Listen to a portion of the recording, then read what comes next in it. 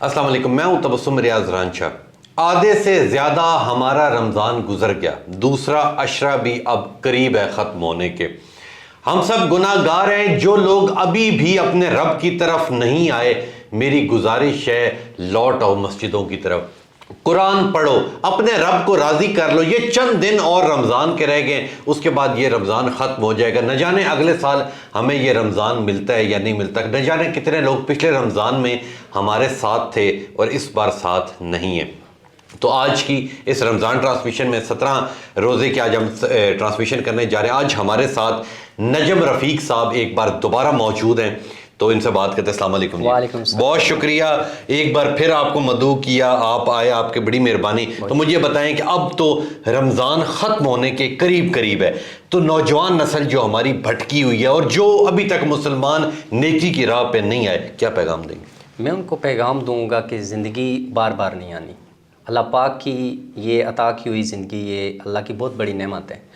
तो इंसान का इस दुनिया पे आने का एक ख़ास मकसद है, वो है अल्लाह की इबादत, अल्लाह के नबी पे और अल्लाह पे अपने माल औलाद अपने माँ बाप तक कुर्बान कर देना। सुभान अल्लाह। तो मेरा नौजवान नस्ल को ये पैगाम है ये कि खुदारा वो अल्लाह की तरफ लौट आएँ, अपने दिलों को अपने जहनों को अल्लाह की तरफ गालिब कर दें, अल्लाह की तरफ मुतवज्जो कर दें और अल्लाह की इबादत में मशगूल हों, जो रोज़े महशर भी हमें काम आएगी। सुभान अल्लाह, सुभान अल्लाह, सुभान अल्लाह।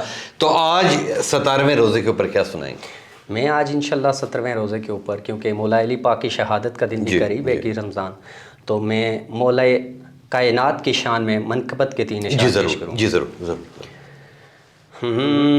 हश्र में खुदा ने अली की विलायत का मसला उठाया, तो फिर क्या करोगे?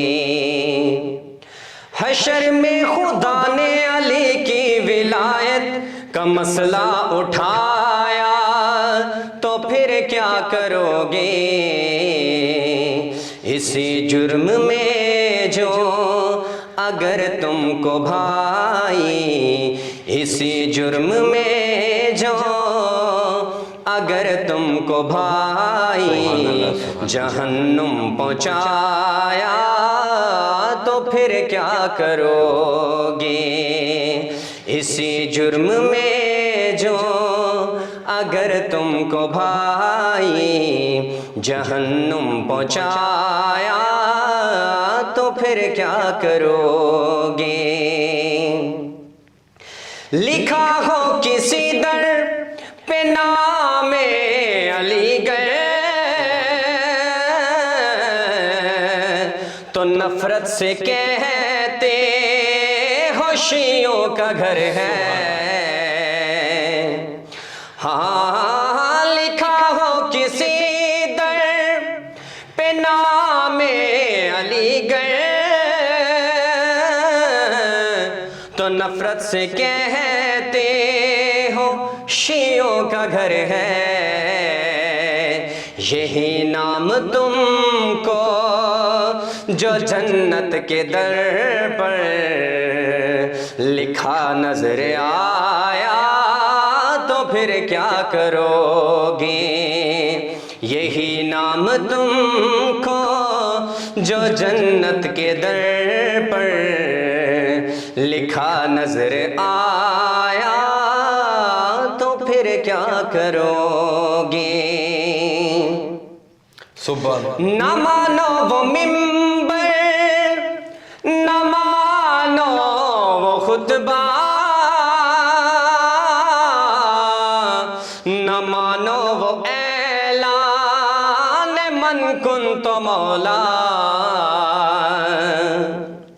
न मानो वो मिंबर, न मानो वो खुतबा, न मानो वो ऐलान मन कुन तो मौला। वहाँ भी नबी ने अली की विलायत, वहाँ भी नबी ने अली की विलायत का मिंबर सजाया, तो फिर क्या करोगे? वहाँ भी नबी ने अली علی کی ولایت کا منبر سجایا تو پھر کیا کرو گے؟ حشر میں خدا نے علی کی ولایت کا مسئلہ اٹھایا تو پھر کیا کرو گے؟ سبحان اللہ سبحان اللہ. نجم صاحب آپ کی بہت میٹھی اور خوبصورت آواز ہے. اللہ آپ کی لمبی زندگی کرے.